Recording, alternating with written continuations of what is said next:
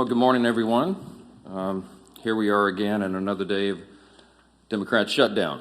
So I wanted to come out and just share with you some thoughts, answer some questions, tell you, I guess, reiterate the simple truths of how we got here.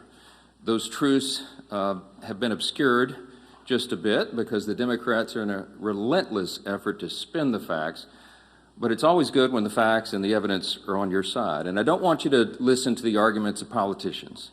If you're watching at home, I want you to look at the real facts.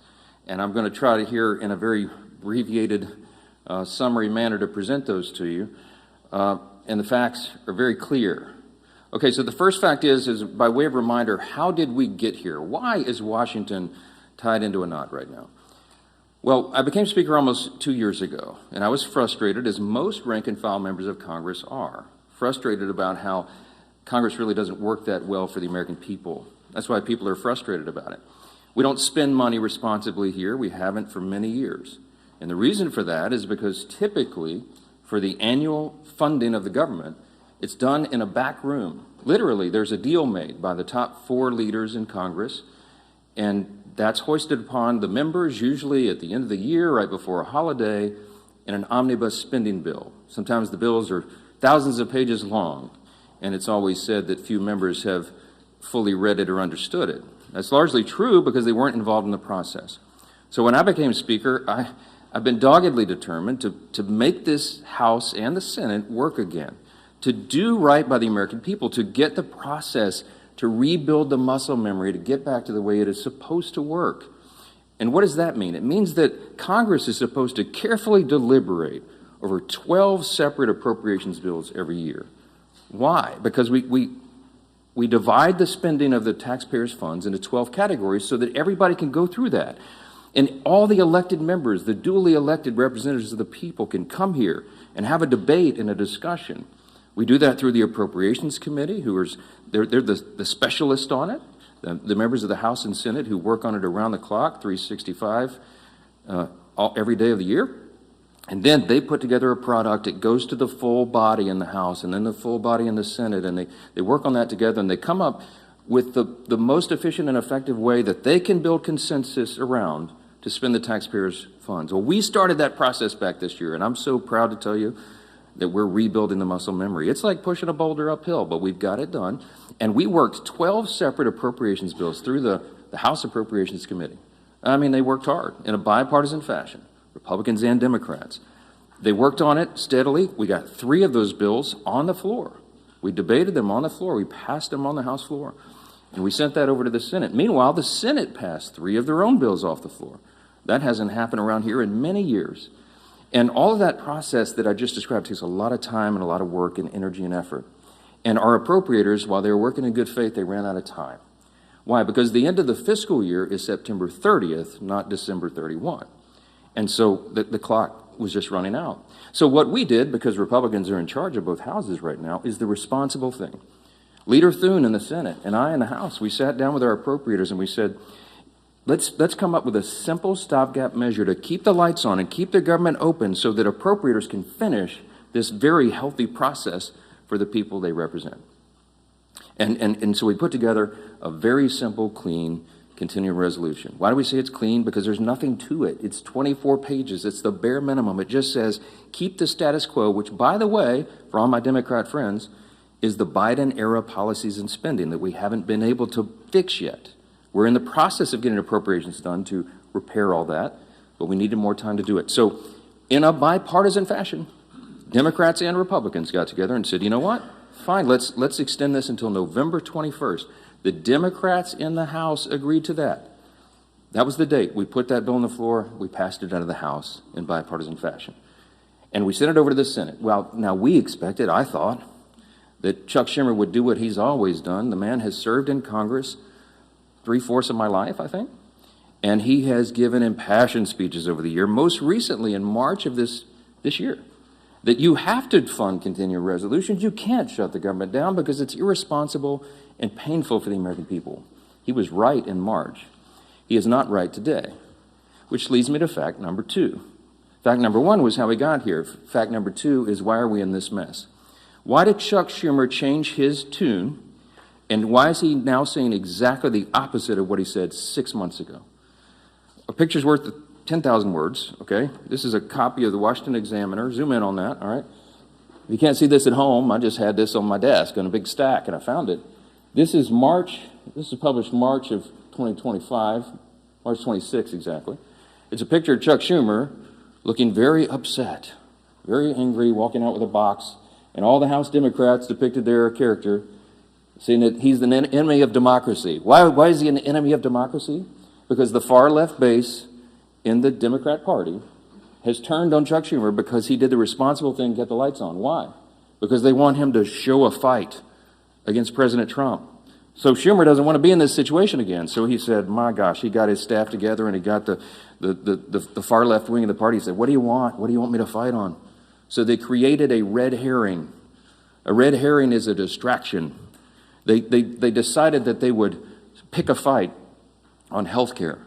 Well, let me look right into the camera and tell you very clearly, Republicans are the ones concerned about health care. Republicans are the party working around the clock every day to fix health care. This is not talking points for us. We've done it. A big part of the One Big Beautiful Bill, the Working Families Tax Cut, was to fix health care. Health care is broken in America. It's too expensive. The quality of care needs to rise. We need more access for more people, and we have lots of ideas to do that. But that issue is for debate in the next 3 months. It always was. We have members working on that. The tax credit, the subsidy you've heard about that expires December 31st, there's a lot of thoughtful debate and discussion that has already been going on about that and will go on about that. But that's a December 31 issue. So Chuck Schumer is scrambling. He has to have an issue. None of their policies are very popular. So they decided to lob onto health care, and he decided to claim to all of you that is the issue with government funding. It is not. Those are two totally separate things. The clean continuing resolution would simply keep the lights on so that the members in the House and Senate can have those debates on health care. We were always planning, and we have lots of ideas on the table on how to fix it, but we don't yet have consensus on it because it's very complicated. We have time to do it. The month of October is a critically important time for us to get the House and Senate working on that very issue. But they're delaying it because they needed a red herring. So in his desperation, we get to fact number 3. In his desperation, they decided to create the red herring. They decided to claim that this is all about health care, which the September funding issue never was. That's a December policy issue. He tried to create it as a September funding issue. And in his desperation, they hastily filed an outrageous counterproposal. It is a wild wish list of big government liberal nonsense that we can't do. Their priorities that they crammed into this. Now remember, a simple 7-week stopgap funding measure, the CR, that we passed out of the House in bipartisan fashion was sent over. And Chuck Schumer filed a counterproposal. Now this is his words, not mine. These are not Republican talking points. These are the facts. 2 exhibits real quick, as I've shown you before. This is page 57, an excerpt of his bill, section 2141, where you see that right there that they want to repeal the health subtitle of the Big Beautiful Bill. The One Big Beautiful Bill, the Republicans got signed into law July 4th. The Working Families Tax Cut, we're so proud of that because it has so many amazing things for all the American people, a marquee piece of legislation. But among the most important were the reforms that we did to health care. Why? Because Medicaid, for example, is broken. Medicaid doesn't work well. It's underfunded and it was full of fraud, waste, and abuse. And we took our opportunity to fix that, and we did. So what did we do? We went into Medicaid and we said, we got to stop the waste and abuse. We got to make sure that illegal aliens are not on Medicaid. Medicaid is intended for U.S. citizens only, not illegals who break our law and come over the border. And we've got to make sure that young, able-bodied men who do not have dependents are working and not riding the wagon. Work is good for individuals. It's good for the communities they live in. It's good for their own well-being and for the people around them. And so we said, don't sit on your couch and play video games. By the way, also not a talking point. There was an AEI study, I think one of the organizations that polled this, and most of these young men who are not working are sitting around literally playing video games. Get back to work. So we put that in the law. And the big thing was making sure that an estimated 1.4 million illegal aliens are no longer riding that wagon either. Why? Because Medicaid had to be strengthened. Medicaid is intended for the elderly, the disabled, and young pregnant women, as I use an example, who are in difficult situations. They need the resources desperately, but the resources are being drained by people who were never intended to be there. And so Republicans got busy and fixed it. We put it in the big, beautiful bill. So, back to fact number 3, I guess I'm still on. Chuck Schumer files a counterproposal and says, we want to reverse all that. Well, among the effects, among the things that he would reverse is putting illegal aliens back on the program. Don't take my word for it. Look at the evidence. Over here at Exhibit B. This is the list of the actual provisions that would be reversed if Chuck Schumer's language was voted on and passed. Among those, it would end. See, these are the provisions, the Working Families Tax Cut Act. These are the provisions of our bill that did each of these things. We ended Medicaid funding for most non-citizens. They would reverse that, and it would cost American taxpayers, hardworking Americans, an estimated $6.2 billion. And you see, you just go down the list. The California loophole. You know what they did in California? Gavin Newsom and the team out in California? They expanded Medicaid to cover all able-bodied illegal alien adults. These men who could be working or whatever, I mean, they're not even citizens, never intended by Congress. They put that on the tab of the taxpayer. And so we reversed it. Chuck Schumer would repeal that. He would repeal those repairs, and this is what it would cost you. Do the math. I won't go through each line, but it's on the website, speaker.gov. You can pull this up.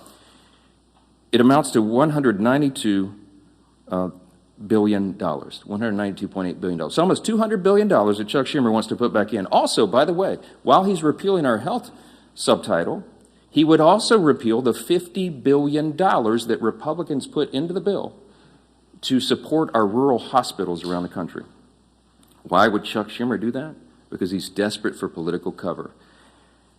Let me keep going on this. By the way, these are enhanced COVID-era spending under Joe Biden for all this healthcare stuff. It was stolen, fraud, waste, and abuse, rife throughout the programs, and we fixed it, and they want to reverse that. By the way, this has always been what the Democrats wanted to do. You all remember, I know, the 2020 presidential election. We've all seen the video over the last week or so, where they asked every single candidate for the Democrat nomination on the stage running for president, is it your intention to give health care to illegal aliens who come into the country? Every single one of them raised their hands, including Joe Biden and Kamala Harris, and that explains a lot of this. All right. That's the facts. And I went on all the shows. I've been on all the programs, as many as I can, to just lay this out. And on some of these programs have been followed by Chuck Schumer or Hakeem Jeffries back and forth. Not one time have they been able to refute what they themselves put in writing. I hope that you will ask them about this. I hope that you will ask them, if it is indeed not your intention, why did you say that? Why did you do that? This is a key part of what they put into their counterproposal, which, by the way, amounts to $1.5 trillion in new spending that they want to strap onto a 7-week, simple, 24-page stopgap measure to keep the lights on so we can do our work. Fact number 5, don't ask me, because here's the answer. Why aren't you negotiating? There's nothing for us to negotiate. The House has done its job. The House Republicans right now are working hard in their districts all around the country. They're meeting their constituents' needs. They're going and explaining and providing the answers, and they're trying to help them navigate through this madness. Some of our Republican colleagues, we had a big conference call on Saturday. Many of them are working throughout. They're making trips to all their rural hospitals in their district to help them navigate and access this fund that Chuck Schumer is trying to take away. Republicans are on the job. We want to improve health care. We have ideas and plans to do that, to fix the COVID level madness and adjust Obamacare so that it works for more people, so you have higher access to care and the costs are reduced. And so they're doing that right now, but there's nothing for us to negotiate or to debate right now, because the House already did that. The House did its job. We passed our bill. We did the job to keep the government open, and now it's on the Senate Democrats. And that's the final fact, and I'll take your questions. Fact number 6, hold on, wait. It's just a tease. The ball, I have to finish my case. Here's my closing argument, okay? The ball is in the court of the Senate Democrats. There's only a handful of people in the country who can solve this problem. There's 47 Democrats. Well, 46 and one who caucuses as an independent, I think. I lose track. But there's about 47 of them that caucus together as Democrats, okay? Here's the problem, remembering from civics. We don't have enough Republican votes to fix this because it takes 60 votes in the Senate to break this impasse, to open the government. There's only 53 Republicans in the Senate. We need some Democrats to be thoughtful and responsible and do the right thing. Because why? Because real people are being hurt in all these political games. As Chuck Schumer is trying to cover himself and not have another series of articles like this, okay? That's why this is happening. There's a trend in New York that Chuck Schumer represents of electing Marxists. They're about to elect an actual Marxist as the mayor of New York City, the once cradle of capitalism, the largest city in America. It's stunning. And I think it's stunning to Chuck Schumer, too, because while he's a far-left politician, he's not nearly as far-left as these guys, as they want him to be. And so he's trying to find political cover. And in doing that, he's hurting real American people. Who's being hurt? Women, infants, and children on their nutritional programs that are now stalled. Veterans' health services that they desperately need and demand. Go down the list. We've got our troops, Border Patrol agents, TSA agents serving, trying to protect America without pay right now. Half the federal civilian workforce is effectively laid off right now, furloughed. They can't go to work. They don't have the money. Chuck Schumer, for political cover, decided to turn off the funds, and real people are getting hurt. FEMA services. I keep saying this because I live in a hurricane state. We're in the middle of hurricane season, and flood insurance policies cannot be renewed or purchased right now because Chuck Schumer's playing political games. This is real pain for real people. I can go on. There are articles written in the last 2 days. Some of your outlets wrote about low-income Medicaid or Medicare recipients, for example, who have been able to receive health care at home because we expanded that through telehealth and all that. All that is shut down. You have people with autoimmune deficiencies who are also disabled. They cannot go visit the doctor's office. So thankfully, mercifully, they've been able to be treated at home. But all that just stopped. So people are canceling their health appointments with their physicians. That is vitally important for them to stay alive because Democrats over here are playing games. We have one plea and one plea alone. We need a handful of Democrats to stop the madness, reopen the government so that we can get to these critical debates about the year-end policy decisions with regard to the further reforms to health care. Plain and simple, that's where we are. That's the facts, and everybody can draw their own conclusions. Don't listen to the words of politicians. Look at the actual evidence and the facts, and I think the case is very clear. Yes, sir, because you're standing up. Go ahead. Jeffrey just challenged you to debate on the House floor today. Do you see yourself debating him, or would you? When the poll says that about 13% of the people approve of your messaging, then you make desperate pleas for attention, and that's what Hakeem Jeffries has done. Look, my friend Hakeem had his shot. We debated all this on the House floor, as you know, before we passed our bill. He spoke for 7 or 8 minutes. He had all of his colleagues lined up. They gave it their best shot, and they argued, and they stomped their feet and screamed at us and all that. And still, we passed the bill in bipartisan fashion and sent it over to the Senate. The House has done its job. I'm not going to let Hakeem try to pretend for these theatrics. I mean, this is a Chuck Schumer decision. The ball is in the Senate's court now. The House has done this. We don't need to waste time on that nonsense. Those debates have been had. Hakeem is a friend and a colleague. I respect him, but we all know what he's trying to do there. Yes, sir. I'm anxious to get my folks back. And look, I want to bring the House back into session and get back to work, but we can't do it till they turn the lights back on. We need Chuck Schumer to reopen the government, and as soon as he does that, we'll bring everybody back here. Yes, back row. Yes, sir. Why not call the House back into session? Because with respect to what you said at the start about the importance of passing funding bills, there are still 9 funding bills to pass in the House. Yeah, well, we've passed them through the House committee. They're out of committee, and we'll get them on the floor. And the appropriators have been working, and they are working as we speak, on trying to figure out which packages of bills we can move to the floor next. And there's some really good discussion that's been had. I myself have spoken to Democrat appropriators on the other side about these things and our commitments to move that and do it.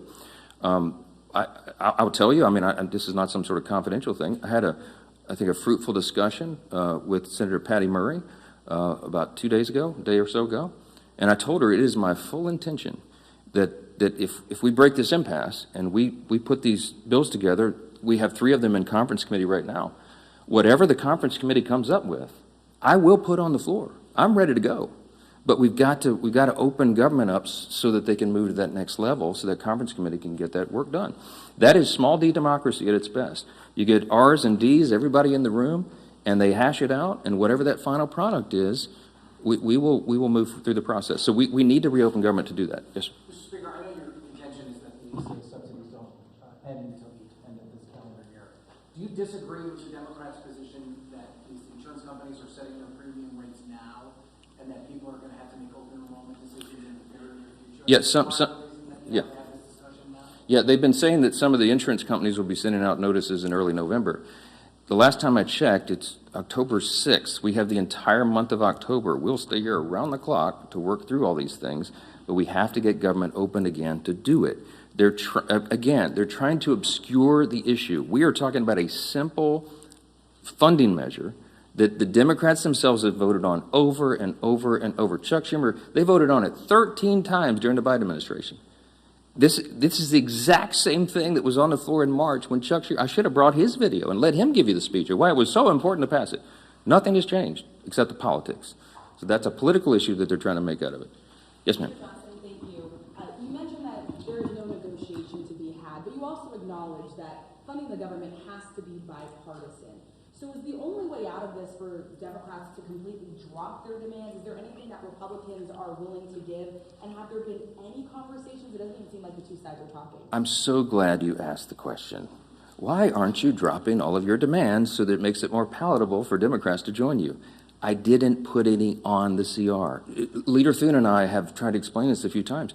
There's nothing for us to negotiate. I cannot go to the CR and go, you know what, Democrats, you're right. Let me take out these 3 Republican priorities. I didn't add a single Republican policy or priority or preference to the CR. It is 100% totally clean. It is an exact status quo replica of what we're doing right now, which again is Biden-era policies and spending levels, to our great chagrin, but in good faith. I presented that because I didn't want to play games. We are responsible. We're not going to shut the government down for people who desperately need these services and all these things that I've said are stalled. And so we didn't, no gimmicks, no tricks. There's nothing that Leader Thune and I can go to Chuck Schumer and say, you know what, okay, we'll pull this off. Would that make it better? No, I don't have anything to give.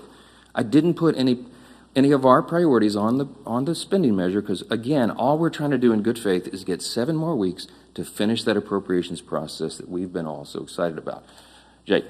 If you're not able to extend these subsidies, which is a possibility, it seems, who will own the political impact from that if health insurance does go up 200%?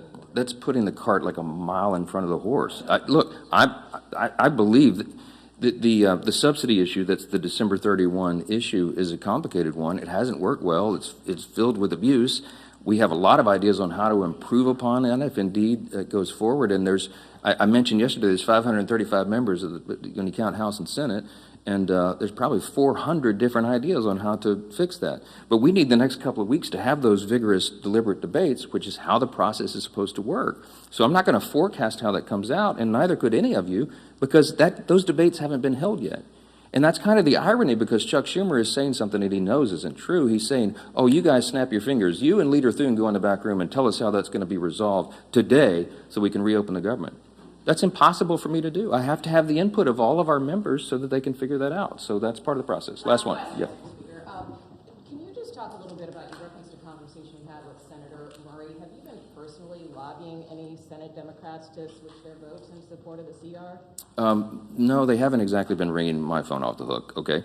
I'm open, always have been, for dialogue with anybody about that, but I think she wanted an assurance from me that what I'm saying is true and that we have every intention of moving the appropriations bills, and I said, yes, ma'am, of course it is. I say the same things privately that I say publicly. We are consistent, and that's why it's easy for me to stand up here and share the facts. When the simple truth is on your side, you have nothing to hide from. I'm just presenting this to the American people. This is the fourth time we've done that.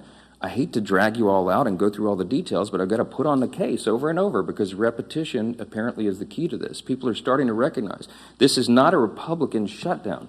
It is a Schumer Democrat shutdown. Again, why? because they needed political cover. It's shameless, it is sad, real people are hurting, and it needs to end. They'll have another opportunity this evening, and I sure pray, and I hope you all will, that a handful of additional common sense people on the Democrat side will change their votes, reopen the government, so we can get back to all these issues as we desperately want to do. Thank you all so much for being here.